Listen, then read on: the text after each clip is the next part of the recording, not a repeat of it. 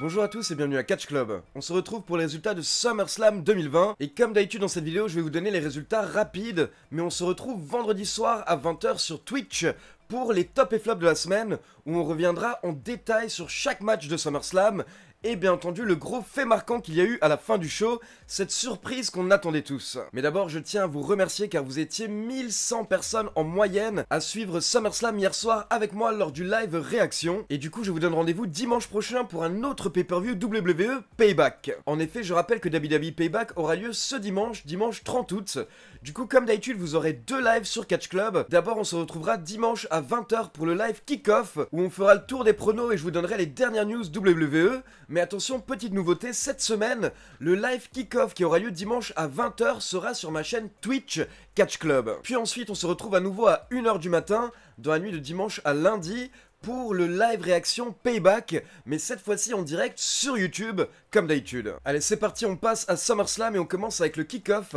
On a eu le droit à un match lors du kick-off, c'était le match pour le titre des États-Unis, avec le champion Apollo Crews qui défendait son titre face à MVP, et le Hurt Business était banni des abords du ring. On a eu le droit à un bon match d'environ 7 minutes, et au final c'est Apollo Crews qui a remporté le match avec son Seal Out Powerbomb. Mais tout de suite après le match, Bobby Lashley et Shelton Benjamin sont intervenus pour essayer d'attaquer Apollo Crews, mais Crews a réussi à prendre la fuite. Et alors qu'Apollo Crews est en train de remonter la rampe, je m'attendais à ce qu'il se fasse attaquer par derrière par Cedric Alexander, qui aurait rejoint le Hurt Business, mais ça n'a pas eu lieu. On passe maintenant à la carte principale et on démarre avec le match pour le titre féminin de SmackDown, avec Bayley accompagnée par Sasha Banks contre Asuka.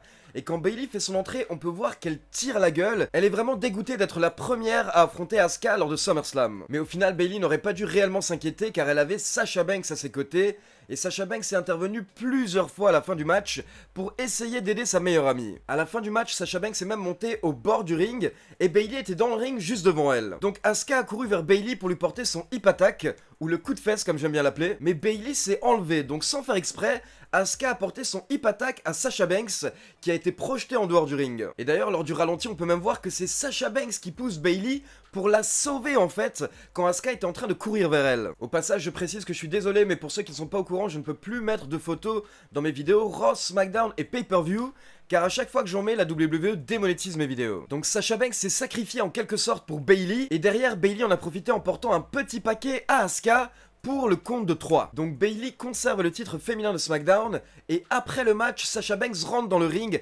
et elle attaque Asuka car bien entendu les deux catcheuses vont s'affronter un peu plus tard. Puis on passe en coulisses et on retrouve Dominic Mysterio dans les vestiaires avec son père Rey Mysterio et également sa mère qui est présente. La mère de Dominic lui fait un bisou puis elle s'en va et ensuite Dominic s'adresse à son père et il demande quelque chose à Rey Mysterio. Il veut demander à Rey Mysterio de ne pas intervenir ce soir lors du match. Mais à la base, Rey Mysterio n'est pas d'accord, il explique qu'il est obligé de défendre son fils car il sera dans le coin de son fils ce soir. Mais Dominic explique que ce soir c'est son moment, il doit se prouver, il doit montrer qu'il est un homme et qu'il peut défendre l'honneur de la famille. Donc au final, à contre-cœur, Rey Mysterio accepte de ne pas aider son fils ce soir lors de son match face à Seth Rollins. Puis nous avons le droit à l'entrée de Kevin Owens en t-shirt mais avec une cravate, qui rejoint la table des commentateurs pour le prochain match. Il s'agit du match pour les titres par équipe de Raw avec les champions les Street Profits contre Andrade et Angel Garza accompagnés par Zelina Vega. Et honnêtement, Andrade et Angel Garza ont plutôt dominé la première partie du match en s'acharnant notamment sur Montez Ford. Mais vers la fin du match, les Street Profits étaient en train de revenir. Donc d'un coup, Zelina Vega est montée au bord du ring pour distraire l'arbitre. Et pendant ce temps, Angel Garza a porté un super kick à Montez Ford et suite au choc du super kick, Montez Ford a commencé à tomber en arrière et en fait il s'est cogné contre Zelina Vega et Zelina Vega est tombée à l'extérieur du ring directement au sol. Donc Andrade allait s'occuper de Zelina Vega pour vérifier qu'elle allait bien, mais pendant ce temps il a laissé Angel Garza tout seul. Garza s'est retrouvé à 2 contre 1 face aux Street Profits et là il n'a rien pu faire et Montez Ford lui a porté un énorme splash pour la victoire. On se demandait tous pourquoi est-ce que Kevin Owens est venu à la table des commentateurs au final durant ce match. Et justement, il le précise à la fin du match. En effet, après le match, Kevin Owens a précisé que le lendemain de SummerSlam à Raw, il invitera Aleister Black à son Kevin Owens Show. Donc Aleister Black sera de retour ce soir à Raw. Puis on passe en coulisses et on retrouve Kayla Braxton avec Bayley et Sasha Banks. Kayla Braxton souligne que Banks a clairement aidé Bayley durant son match, mais Bayley s'énerve et elle coupe tout de suite Kayla Braxton. Puis quelques instants plus tard, Kayla Braxton demande à Sasha Banks si elle elle attend un retour de la part de Bayley. Mais là, Sasha Banks répond très franchement en disant que si Bayley a réussi à battre Asuka, alors elle peut le faire également. Et on peut voir que cette phrase n'a clairement pas plu à Bayley. On continue avec le troisième match de la soirée, Mandy Rose contre Sonya Deville. Et je rappelle que la stipulation concernant ce match a été modifiée à SmackDown.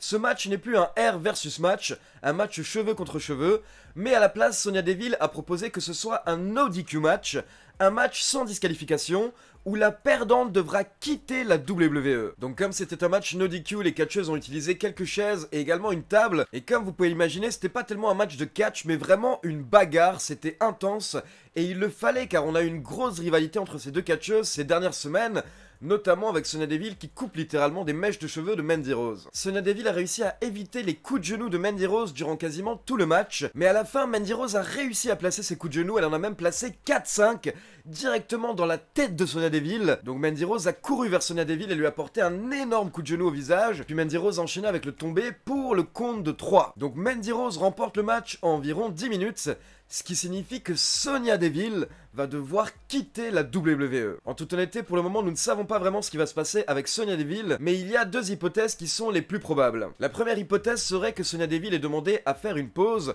à avoir un petit peu de temps pour elle, suite à la tentative d'enlèvement auquel elle a échappé il y a une semaine. Et la deuxième hypothèse serait simplement que Sonya Deville change de roster dans quelques semaines lors du draft, car pour rappel, Triple H nous a confirmé la semaine dernière qu'il y aura bien un draft à la WWE avant la fin de l'année. On peut voir après le match que Sonya Deville est totalement dégoûtée, elle est en larmes, elle crie, elle tape contre la table des commentateurs, et pendant ce temps, Otis rejoint Mandy Rose dans le ring. Il nous fait sa petite chenille, bien entendu, Otis qui a sa mallette Money in the Bank, je le rappelle, et derrière on a même droit à Mandy Rose qui fait la chenille. Honnêtement, c'était pas terrible, mais c'était quand même très cool. On passe maintenant au quatrième match de la soirée avec Dominic accompagné par Rey Mysterio contre le Messi Seth Rollins accompagné par Murphy. Il faut savoir qu'au début du match, Seth Rollins s'amusait totalement avec Dominic. En gros, à chaque fois que Dominic essayait de porter une prise ou un coup à Seth Rollins le maîtrisait en 2 secondes pour montrer qu'il était clairement plus pro et qu'il avait beaucoup plus d'expérience que Dominic, dont c'était le premier match hier soir. Mais petit à petit, au fil du match, Dominic a réussi à nous montrer de plus en plus de choses. Honnêtement, on sent que Dominic s'entraîne clairement depuis 2 ans et qu'il a un petit peu ça dans le sang au final, car il est totalement à l'aise dans le ring. Et donc comme vous pouvez l'imaginer, les catcheurs ont bien entendu utilisé des candlesticks, puis ils ont même amené une table dans le ring, et Seth Rollins voulait faire passer Dominic à travers la table, mais au final Dominic l'a contré et il lui a porté un Russian leg sweep à travers la table. Puis Dominic a enchaîné avec un frog splash, mais Seth Rollins s'est dégagé avant le compte de 3, et ensuite Rollins a totalement repris l'avantage, donc il a commencé à détruire à nouveau Dominic avec un candlestick. Puis il a demandé à Murphy de chercher des menottes. Et en même temps, Seth Rollins n'arrêtait pas de se moquer de Rey Mysterio, il lui demandait même d'intervenir, mais Rey Mysterio ne voulait pas briser la promesse qu'il avait fait à son fils plus tôt. Sauf que d'un coup, alors que Seth Rollins s'acharne sur Dominic, on peut voir que la mère de Dominic fait son entrée. Donc là, Rey Mysterio va directement voir sa femme pour lui demander de retourner dans les vestiaires, et pendant ce temps, Murphy intervient dans le match pour attaquer Dominic. Et là, par contre, Rey Mysterio n'en peut plus, donc Rey Mysterio intervient également, et on a le droit aux 4 catcheurs qui se battent, mais Seth Rollins et Murphy prennent l'avantage, donc ils se débarrassent de Dominic, puis ils menottent Rey Mysterio à la 2e corde. Et alors que Rey était menotté, Seth Rollins se dirige vers lui avec Murphy, ils voulaient tous les deux frapper Rey Mysterio, mais d'un coup, Seth Rollins se tourne vers la femme de Rey Mysterio, et il commence à aller vers elle. Mais heureusement, Maman Mysterio est sauvée par Dominic au dernier moment. Puis les catcheurs retournent dans le ring, Dominic avait totalement pris l'avantage, il porte un 619 à Seth Rollins et il enchaîne avec un nouveau frog splash, mais cette fois-ci Seth Rollins contre son frog splash en remontant ses genoux, et Dominic s'écrase directement sur les genoux de Seth Rollins. Puis derrière, Seth Rollins attrape Dominic, il attrape son visage, et il le montre à Rey Mysterio qui ne pouvait rien faire car Rey Mysterio était toujours menotté, puis stomp à Dominic sous les yeux de son père, et il le couvre pour la victoire. Après le match, Seth Rollins demande les clés des menottes à Murphy, et il laisse les clés à Dominic, comme pour lui dire, voilà, tiens maintenant occupe-toi de ton père, moi j'en ai fini avec vous. Puis Seth Rollins s'en va et Dominic rampe vers son père et le segment se termine avec Rey Mysterio qui prend son fils dans ses bras. Certes, Dominic a perdu hier soir, mais honnêtement pour un premier match de catch en direct à la WWE à SummerSlam contre Seth Rollins, pour moi, Dominic s'est très bien débrouillé hier soir. On enchaîne avec le 5e match de la soirée, Sasha Banks accompagnée par Bayley contre Asuka pour le titre féminin de Raw. Et je vais être très rapide par rapport à ce match. On va directement s'intéresser à la fin du match, car nous avons eu plus ou moins la même fin que lors du match entre Bayley et Asuka. En effet, à la fin du match, Bayley était au bord du ring et Sasha Banks était devant elle. Donc Asuka a couru vers Sasha Banks pour lui porter son hip attack, mais Sasha Banks et Bayley ont toutes les deux évité Asuka. Alors que lors du premier match, Sasha Banks s'était sacrifiée pour Bayley. Cette fois-ci, Bayley ne s'est pas sacrifiée en retour pour Sasha Banks. Et derrière, Asuka a porté un coup de poing à Bayley pour se débarrasser d'elle, puis elle a porté son Asuka Lock à Sasha Banks pour la victoire. Donc Asuka est la nouvelle championne féminine de Raw. Et bien entendu, après le match, Sasha Banks est totalement dégoûtée. Et Bayley essaie un petit peu de la réconforter, de lui remonter le moral. Mais on peut voir que ça ne fonctionne pas. On enchaîne avec le 6e match de la soirée pour le titre WWE, avec le champion Drew McIntyre contre Randy Orton. Il faut savoir que durant tout le match, Randy Orton a essayé de porter plusieurs fois son RKO, mais Drew McIntyre a réussi à l'éviter à chaque fois. Mais au départ, on pouvait clairement voir que Randy Orton était rentré dans la tête de Drew McIntyre, et McIntyre a mis quelques minutes avant de réussir à se ressaisir. On pensait vraiment que le match allait se terminer sur un RKO ou un Claymore Kick, mais vers la fin du match, alors que Randy Orton a pris l'avantage, il veut porter son Pun Kick à Drew McIntyre. Donc Randy Orton court vers Drew McIntyre, mais McIntyre réussit à le contrer, il l'attrape et lui porte un Powerbomb. Et clairement, McIntyre n'a pas apprécié que Randy Orton veuille lui porter le Pun Kick. Donc McIntyre dit à Randy Orton de se lever, fils de la plage. Puis McIntyre court vers Randy Orton pour lui porter son Claymore Kick, mais Randy Orton esquive McIntyre. Mais cette fois-ci, McIntyre le contre avec une tentative de tomber en mode backslide. En gros, c'est quand vous portez le catcheur derrière vous, dos contre dos, et que vous le faites glisser pour que ses épaules touchent le sol. Drew McIntyre a tenté de se tomber sur Randy Orton, et ça a fonctionné, c'est Drew McIntyre qui remporte le match avec ce backslide pin. Donc Randy Orton qui est clairement surpris après le match, il ne s'y attendait pas, et on ne s'y attendait clairement pas non plus car on s'attendait à un gros finish, mais au final en fait McIntyre a été futé. Et honnêtement c'est la plus grosse victoire de Drew McIntyre depuis WrestleMania. Certes il a battu énormément de catcheurs ces derniers mois, mais aucun du calibre de Randy Orton. Donc pour Drew McIntyre c'est tout bon, ça lui donne encore plus de crédibilité. Par contre vu la fin du match, j'ose imaginer que la rivalité entre les deux catcheurs va continuer. Et attention, avant le match suivant nous avons le droit à une petite publicité qui nous annonce que ce soir lors de Raw nous aurons le droit au début de Keith Lee. Donc c'est fait, Keith Lee est officiellement transféré dans le roster principal du côté de Raw, et donc ça explique totalement sa défaite face à Karrion Kross lors de NXT TakeOver 30. Au final en fait ces derniers mois si Keith Lee était champion à NXT, c'était parce qu'il le méritait clairement, donc je pense que les officiels voulaient lui donner le titre, mais le but c'était également qu'il crée une star avant de partir, vu que lui c'est fait maintenant, c'est une grosse star. Donc vraiment la défaite de Keith Lee au final est totalement logique du côté de NXT.